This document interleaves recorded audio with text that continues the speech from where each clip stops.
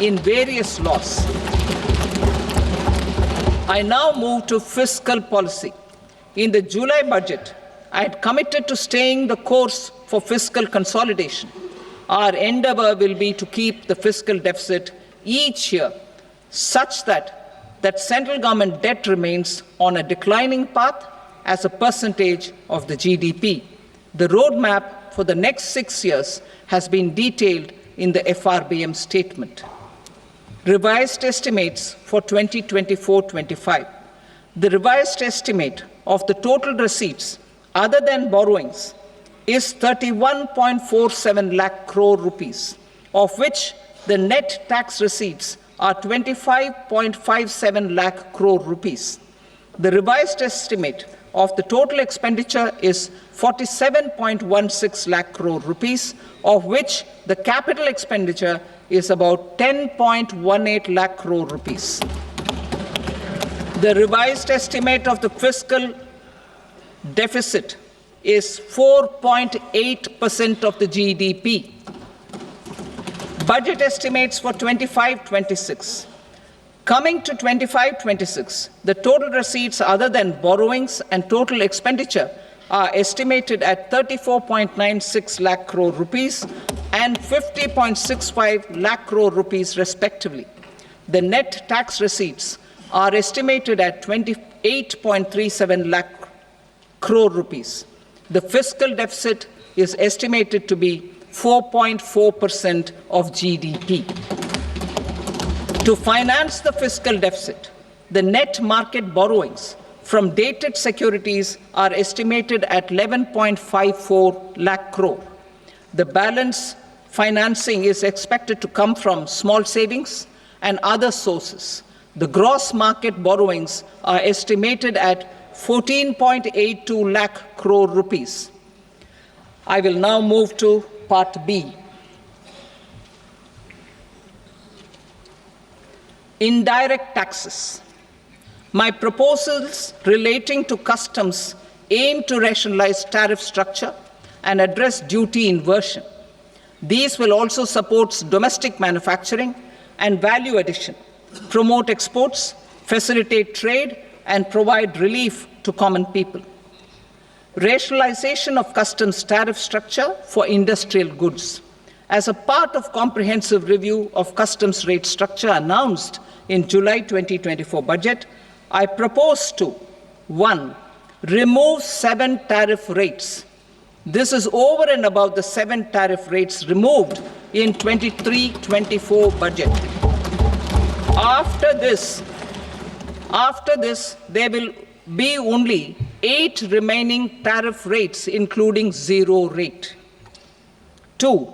Apply appropriate cess to broadly maintain effective duty incidence, except on a few items where such incidence will reduce marginally. 3. Levy not more than 1 cess or surcharge. Therefore, I propose to exempt social welfare surcharge on 82 tariff lines that are subject to a cess. I shall now take up sector-specific proposals. To provide relief to patients, particularly those suffering from cancer, rare diseases, and other severe chronic diseases, I propose to add 36 life-saving drugs and medicines to the list of medicines fully exempted from basic custom duty.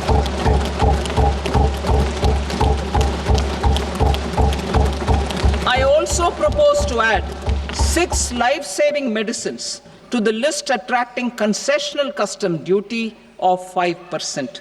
Full exemption and concessional duty will also respectively apply on the bulk drugs for manufacture of the above.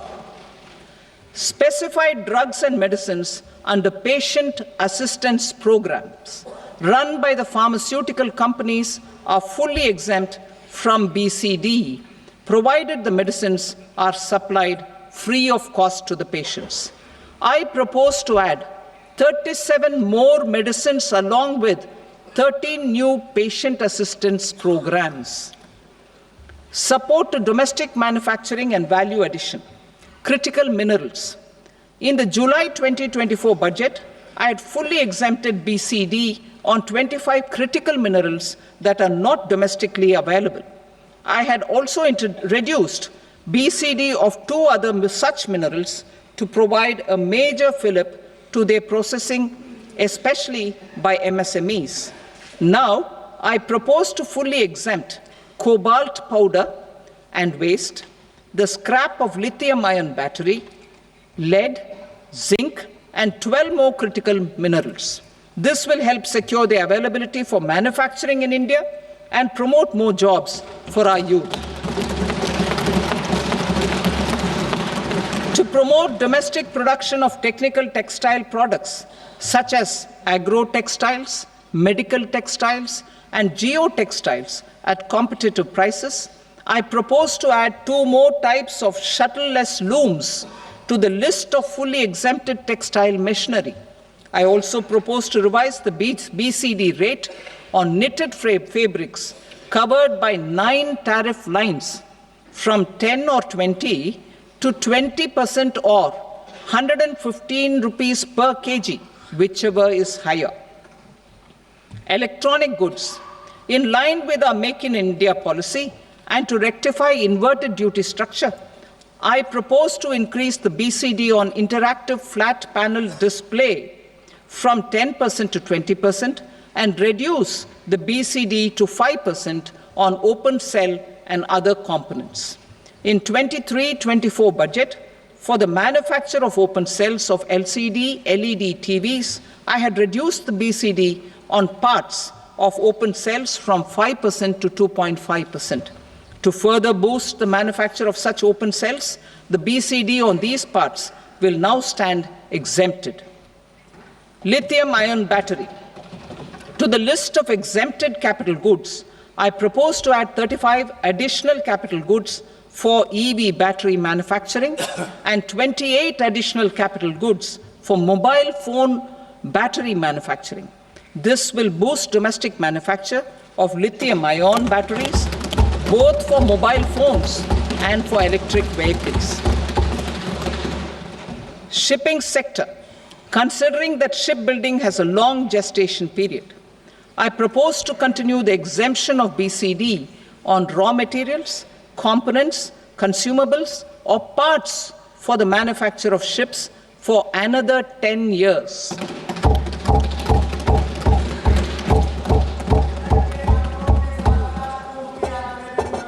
I also propose the same dispensation for shipbreaking to make it more competitive. Telecommunication.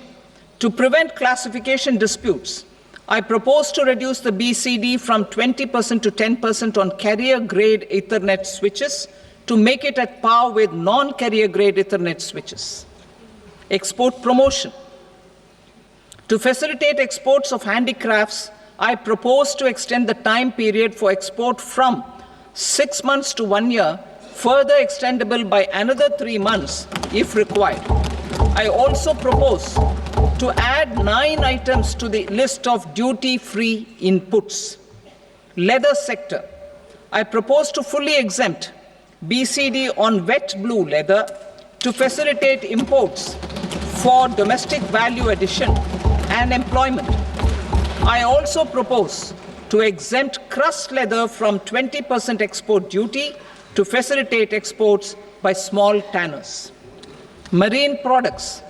To enhance India's competitiveness in the global seafood market, I propose to reduce BCD from 30% to 5% on frozen fish paste, surimi, for manufacture and export of its analog products. I also propose to reduce BCD from 15% to 5% on fish hydrolysates for manufacture of fish and shrimp feed. In July 2024 budget, to promote development of domestic MROs for aircraft and ships, I had extended the time limit for export of foreign origin goods that were imported for repairs from 6 months to 1 year and further extendable by 1 year. I now propose to extend the same dispensation for railway goods. Time limit for provisional assessment. Presently, the Customs Act 1962 does not provide any time limit to finalize provisional assessments, leading to uncertainty and cost to trade. As a measure of promoting ease of doing business, I propose to fix a time limit of 2 years, extendable by a year, for finalizing the provisional assessment. I propose to introduce a new provision that will enable importers or exporters, after clearance of goods, to voluntarily declare material facts and pay duty with interest but without penalty. This will incentivize voluntary compliance. However, this will not apply in cases where department has already initiated audit or investigation proceedings. For industry to better plan their imports, I propose to extend the time limit for the end use of imported inputs in the relevant rules from 6 months to 1 year. This will provide operational flexibility in view of cost and uncertainty of supply. Further, such importers will now have to file only quarterly statements instead of a monthly statement.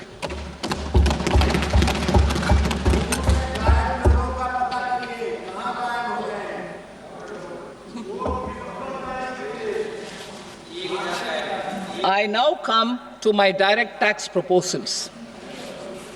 In Part A, I have briefly underlined taxation reforms as one of key reforms to realize our vision of Vikasit Bharat.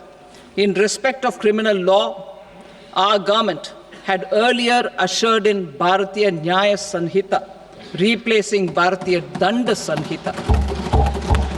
I am happy to inform this august House and the country that for new income tax bill will carry forward the same spirit of Nyaya in its drafting as well. The new bill will be clear and direct in text, with close to half of the present law in terms of both chapters and words.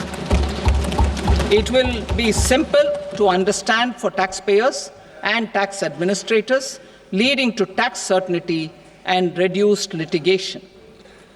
Reforms, however, are not a destination. They are means to achieve good governance for our people and economy. Providing good governance primarily involves being responsive. The Tirukural captures this in verse 542, which reads, "Vaanokki vaazhum ulagallam, mannavan kol nokki vaazhum kudi," meaning, just as the living beings live expecting rains, citizens live expecting good governance.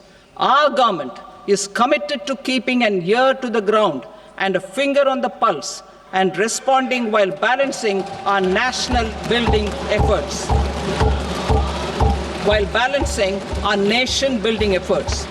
The following measures will detail just how our government will, under the guidance of PM Modi, has taken steps to understand and address. I repeat that sentence, sir. The following measures will detail just how our government, under the guidance of PM Modi, has taken steps to understand and address the needs voiced by our citizens. My tax proposals are guided by this spirit. The objectives of my proposals are as follows.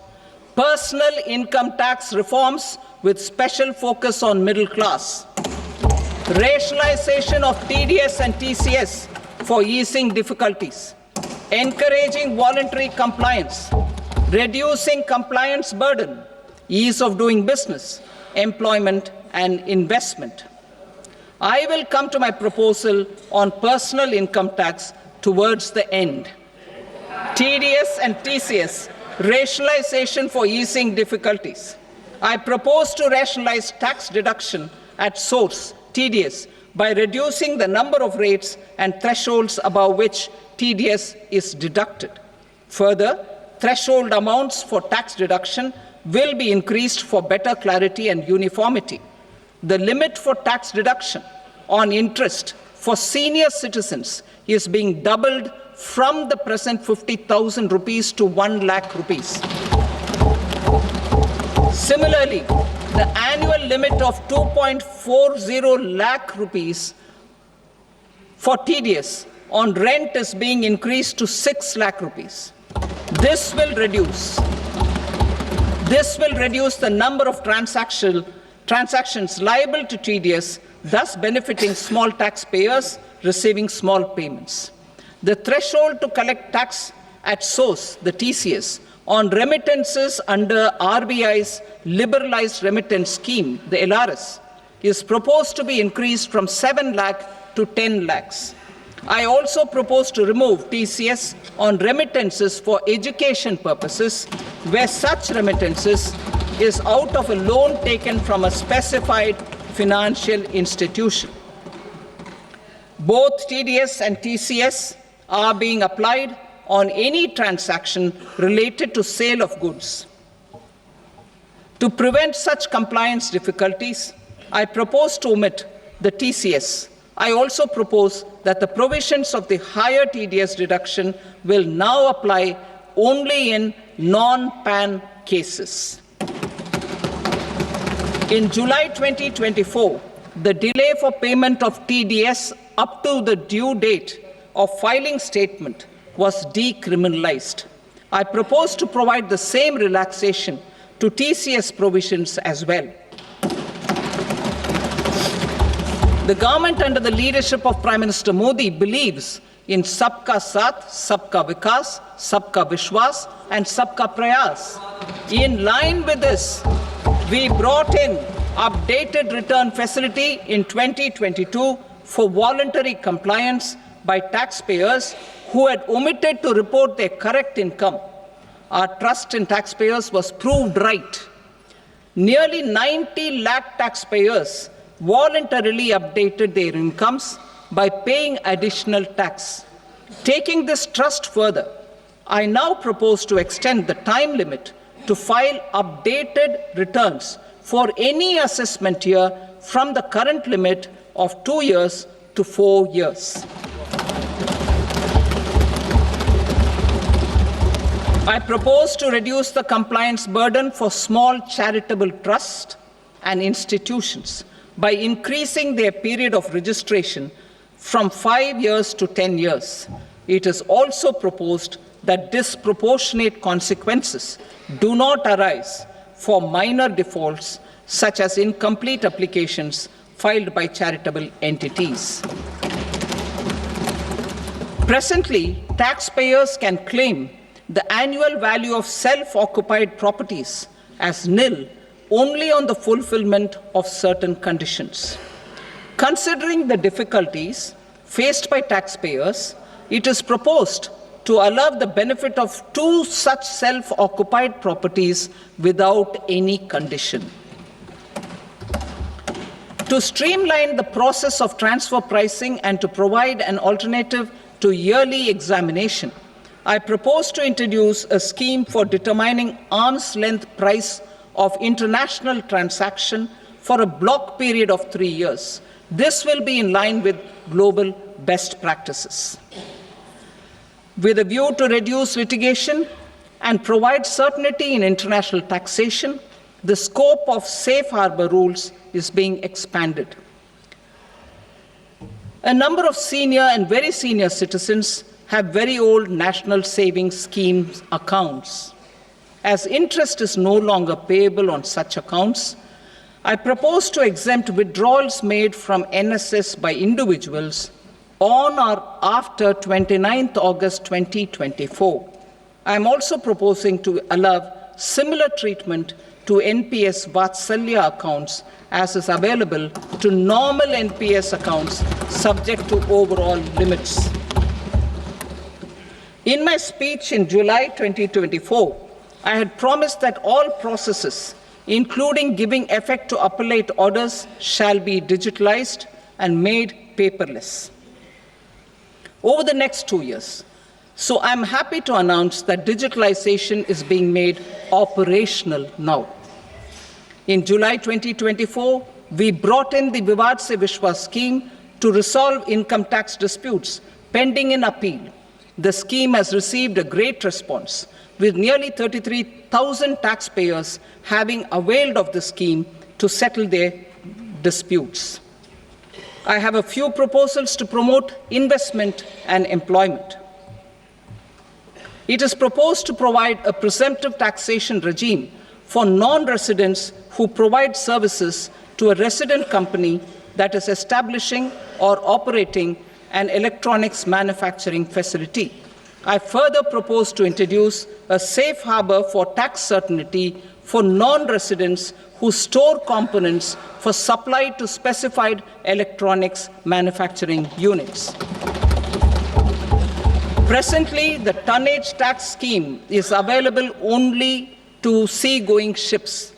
The benefits of existing tonnage tax scheme are proposed to be extended to inland vessels registered under the Indian Vessels Act 2021 to promote inland water transport in the country. Extension for incorporation of startups. We continue to support the Indian startup ecosystem. I propose to extend the period of incorporation by 5 years to allow the benefit available to startups which are incorporated before 1/4/2030. In order to attract and promote additional activities in the IFSC, I am inter alia proposing specific benefits to ship leasing units, insurance offices, and treasury centers of global companies which are set up in IFSC. Further, to claim benefits, the cut-off date for commencement in IFSC has also been extended by 5 years to 31/3/2030. Category 1 and Category 2 AIFs are undertaking investments in infrastructure and other such sectors. I propose to provide certainty of taxation to these entities on the gains from securities, to promote funding from sovereign wealth funds and pension funds to the infrastructure sector. I propose to extend the date of making an investment by 5 more years up to 31st March 2030.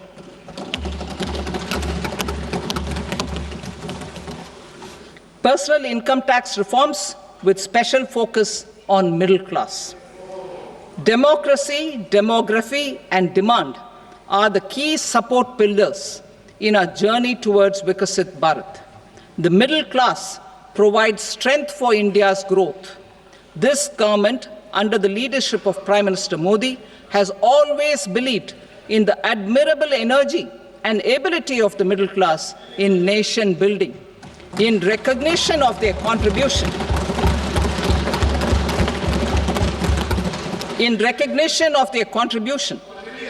we have periodically reduced their tax burden. Right after 2014, the nil tax slab was raised to 2.5 lakhs of rupees, which was further raised to 5 lakh rupees in 2019 and to 7 lakh rupees in 2023. This is reflective of our government's trust on the middle class taxpayers. I am now happy to announce that there will be no income tax payable up to income of 12 lakh rupees.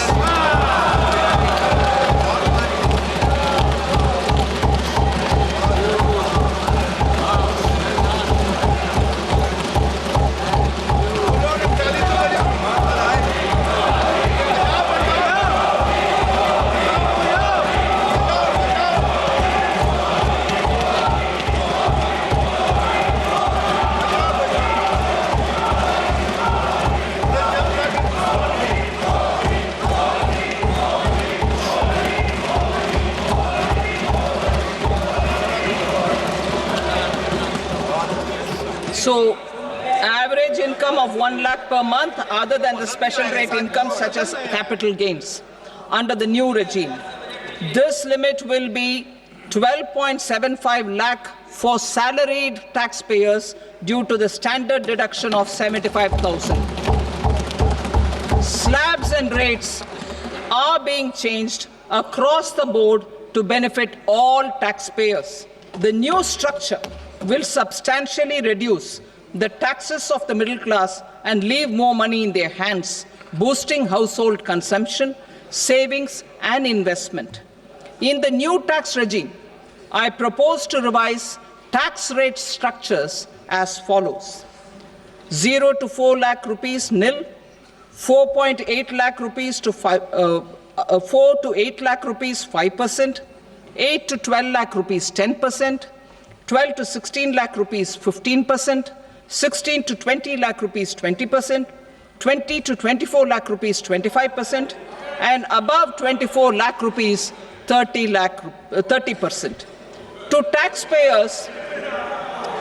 taxpayers up to 12 lakh of normal income other than special rate income such as capital gains. I read that again.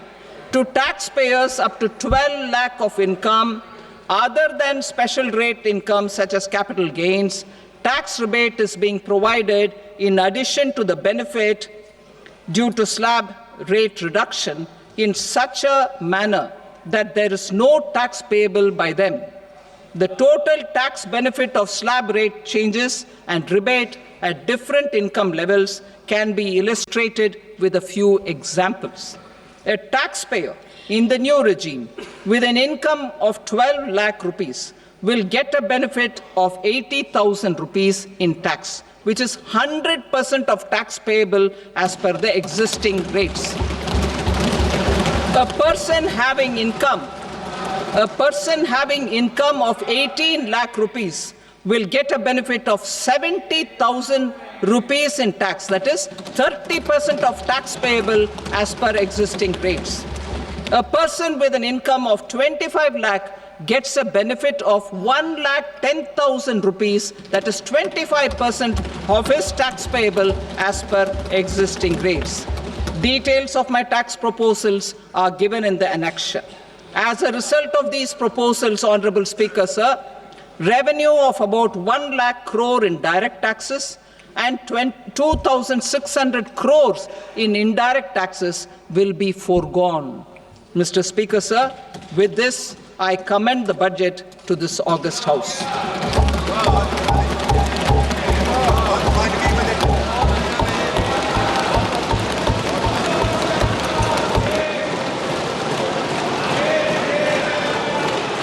Item number 2, Srimati Nirmala Sitharaman. Sir, with your permission, I rise to lay on the table the following statements under Section 3(1) of the Fiscal Responsibility and Budget Management Act 2003. Medium-term fiscal policy cum fiscal policy strategy statement and macroeconomic framework statement. Item number 3, Srimati Nirmala Sitharaman. Sir, with your permission, I rise to move for leave to introduce the Finance Bill 2025. प्रश्न ये है कि विधेयक को पुनर्स्थापित करने की अनुमति प्रदान की जाए।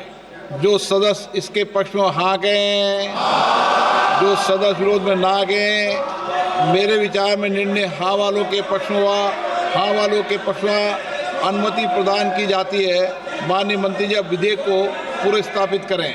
Sir, I introduce the bill. Thank you. सभा की कार्रवाई सोमवार दिनांक 3 फरवरी 2025 को प्राप्त 11 बजे तक के लिए स्थगित की जाती है।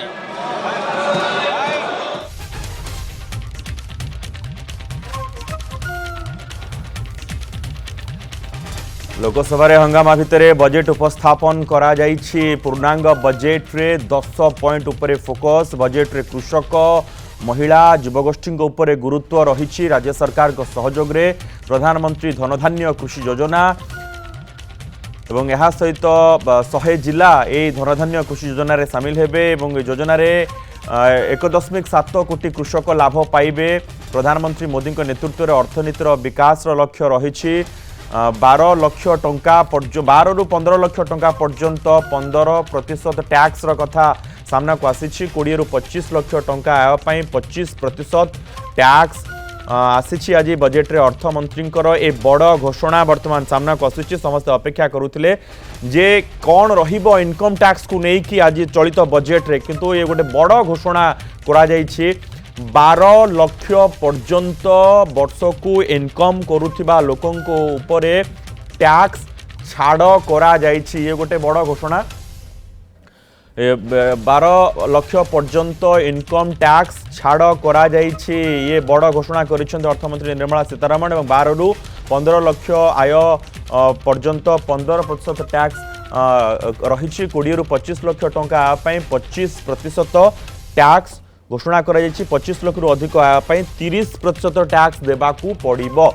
बजेट रे अर्थमंत्री ए बड़ घोषणा करिसेंति। टैक्स उपरे समस्त नजर थिला एवं धीरे धीरे अन्य सब कथा मध्य सामना को आसी जीव जे पूरा बजेट रे को दिगकू केते अर्थ जाइछि, कोठी कोन रिलैक्सेशन करा जाइछि, कोठी टिके अधिक करा जाइछि, ए सब तथ्य धीरे धीरे सामना को आसी जीव।